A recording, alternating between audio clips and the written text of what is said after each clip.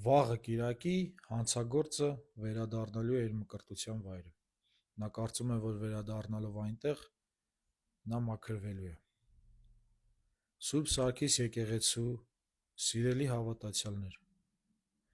մի մտածեք արժե գնալ այդ պատարագին, թե ոչ, քանի որ այնտեղ լինելու է հանցագործը: Դա ձեր եկեղեցին է, ձեզ է պետք պատարագը, դուք եք այնտեղ մխիթարվում և ստանում հաղորդություն: Իսկ նրան հարկավոր է վերցնել ձեզնից ձեր եկեղեցին: Այնպես որ գնացեք պատարագին և մի թույլ տվեք, որպեսզի ձեզնից խլեն ձեր աղոթատեղին: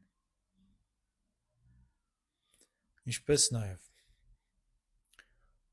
Հայաքվեն դիմել էր դատախազությանը, որպեսզի Նիկոլ Փաշինյանին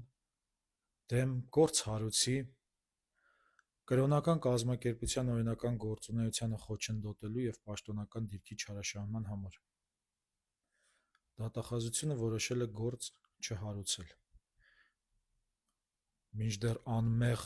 arքեպիսկոպոսներին գերեվարել է: Ուրեմն, սիրելի հավատացյալներ, քրիստոնեությունը